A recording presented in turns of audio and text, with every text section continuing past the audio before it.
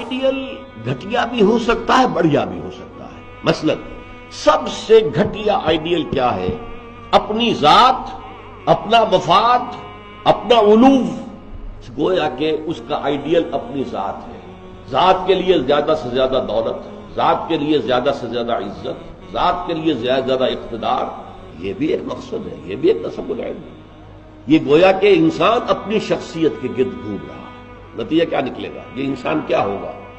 جھوٹا ہوگا، دغاباز ہوگا، دھوکہ دے گا، بائی ہک اور بائی کروک یہ چیزیں حاصل کرنے کی کوشش کرے گا۔ مقصد ہے دنیا میں سربلندی، جیسے کہ سورہ قصص کے آخر میں کہا گیا، لا یریدون علوا فی الارض ولا فسادا، یہ زمین میں بلندی حاصل کرنا، اس سے تو فساد پیدا ہوتا ہے۔ وہ کیوں اونچا ہے، میں کیوں نہ اونچا ہو جاؤں؟ تو اپنی حریم ذات ہی کے گرد جو ہے وہ چکر لگا رہا ہے۔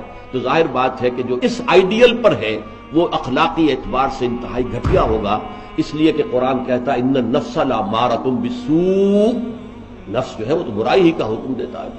دولت مطلوب بن گئی، مقصود بن گئی، تو بائی ہک اور بائی کروک۔ لہذا گھٹیا ترین آئیڈیل ہے انسان کا اپنا نفس، اس سے ذرا بلند تر سطح پر، جسے ہم کہتے ہیں قوم پرستی، وطن پرستی۔ If a person is a really nationalist person، تو نیشنلزم قوم پرست، پہلا آدمی کون تھا؟ خود پرست۔ لیکن یہاں اس سے ذرا بلندتر ہو گیا معاملہ، میں اپنی قوم کے لیے محنت کروں گا، قوم کی سربلندی کے لیے، قوم کی آزادی کے لیے، قوم کی عزت کو برقرار رکھنے کے لیے ایک بہتر کردار وجود میں آئے گا کہ نہیں؟ یہ شخص جو ہے اپنی قوم سے کبھی جھوٹ نہیں بولے گا، باقی دنیا سے بولے گا۔ تو وطن پرستی یا قوم پرستی ایک نسبتاً ہائر آئیڈیل ہے۔ اس سے اوپر ایک اور ہے ہیومنزم، انسان دوستی۔ انسان سے دوستی ہونی چاہیے، انسان محبوب ہونا چاہیے، تمام انسان انسان سے محبت کریں، چھوڑ دیں کہ وہ ہمارے ملک کا رہنے والا ہے یا نہیں، یہ ہیومن بینگ ہے۔ واقعتاً ہیومنسٹ ہونا آسان کام نہیں ہے، لیکن ہیومنسٹ جو ہے اس کے اندر بھی انسان کی محبت تو آ جائے گی، انسان مطلوب ہو جائے گا اس کا، اور اس اعتبار سے وہ قوم پرست اور وطن پرست سے برتر ایک شخصیت ہوگی۔ لیکن باقی کائنات، حیوانات، اس کے اندر اس کے لیے تو کوئی محبت اس کے اندر نہیں ہوگی، اس کے لیے کوئی شفقت نہیں ہوگی۔ ہیومنزم ہیومن بینگز کے لیے، اس سے اوپر ایک اور ہے، اور وہ ہے کسی نظریے پر انسان کی نگاہ جم جائے کہ انسان کی فلاح کمیونزم میں ہے، ظلم کا خاتمہ کمیونزم میں ہوگا، لہذا اس کمیونزم کے لیے، اس کو فروغ کے لیے، اس کو عام کرنے کے لیے، اس کے پھیلانے کے لیے، لوگوں کو قائل کرنے کے لیے تن من دھن لگا رہے ہیں۔ پھر جن لوگوں نے مان لیا ہے انہیں آرگنائز کر رہے ہیں، سیلز بن رہے ہیں، جانے دے رہے ہیں، فائرنگ اسکواڈز کے سامنے کھڑے ہو کر سینہ کھول کر گولیاں کھا رہے ہیں۔ یہ سب کیا ہے؟ ایک تصور کے حسن مبہم پر ساری ہستی لٹائی جاتی ہے۔